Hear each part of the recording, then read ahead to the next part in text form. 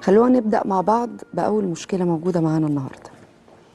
بتقول مشكلتي بدأت لما الشيطان دخل حياتنا على هيئة واحدة ست. جوزي كان على علاقة بزميلته اللي فضلت وراه بحجة انه اقرب صديق ليها، وانها بترتاح في الكلام معاه عن مشاكلها مع طليقها ومشاكلها مع اهلها اللي عاوزينها تتجوز تاني. وهو كان بيحكي لي وفجأة بطل يكلمني عنها تماما. قلت طيب يمكن سابت الشغل او اتجوزت. اتاري علاقتهم اتطورت، وكمان كانت عايزاه يطلقني ويتجوزوا، وبعتت لي حاجات بينهم وصور ومسجات. انا معرفتش اعمل ايه وانا حامل ومعايا كمان بنت. فقلت اني هواجهه، وفعلا عملت كده وواجهته باللي بعتتهولي الست دي، وهو اعترف وما انكرش وطلب مني السماح. بس انا قلت له اني مش مسامحه واني عاوزه اتطلق وهروح عند اهلي. خلاص منعني وتوسل ليا بكل الطرق، وكمان كان بيعيط اني ما اروحش وبيقول لي ارجوكي ما تحرمنيش من اني احضر ولاده بنتنا. ما انكرش ان هو صعب عليا. فضلت معاه بس منفصلين، كل واحد فينا لوحده في اوضه، وهو متضايق وبيحاول يصالحني كتير وانا مش عايزه. وقلت له احمد ربنا ان انا ما قلتش لحد وفضحت علاقتك بالست دي، بس انا مش قادره اسامحك.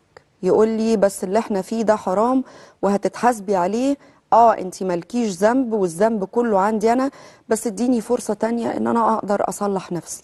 بس الحقيقه انا مش قادره اسامحه ومش قادره ارجع علاقتنا تاني ببعض، وفي نفس الوقت مش عارفه اعمل ايه. ده سؤال هنجاوبه ان شاء الله ضمن اسئله تانية كتير مع فضيله الشيخ عويضة عثمان امين الفتوى بدار الافتاء المصريه، وان شاء الله في انتظار تليفونات حضراتكم واسئلتكم. فضيله الشيخ سلام عليكم واهلا بحضرتك. وعليكم السلام، اهلا وسهلا بحضرتك. حكايه بتتكرر في بيوت كتير جدا، ويمكن بنفس الشكل ونفس السيناريو ونفس الطريقه. في الحاله دي هي تعمل ايه؟ خصوصا ان انا اعتقد انها ما ذكرتش مثلا ان هو متعدد العلاقات، هو يعني بتروح على اي ست. واضح انها دي اول مره يقع في المشكله دي.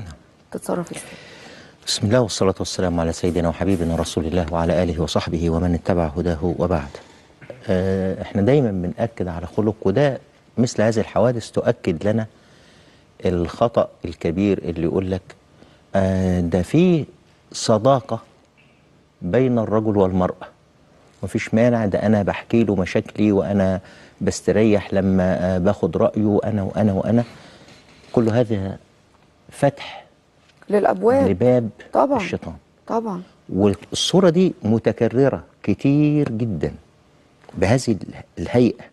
زميلته طلقت، تقعد تتكلم معاه وتستريح معاه بالكلام، والإنسان أصبح طبعه اللؤم للأسف، واللؤم أصبح صفة منتشرة بين الناس، والإنسان بيفضل يخبي ويخبي، ولكن ما فيش حاجة بتظل مختفية، لا بد أن يظهر عليه بعد ذلك يعني علامات العوج، علامات الانحراف، الأشياء اللي مش كويسة.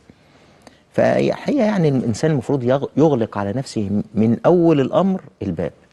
هتفتح الباب يبقى خليك واضح وصادق، وما تتعبش نفسيا الإنسان اللي معاك.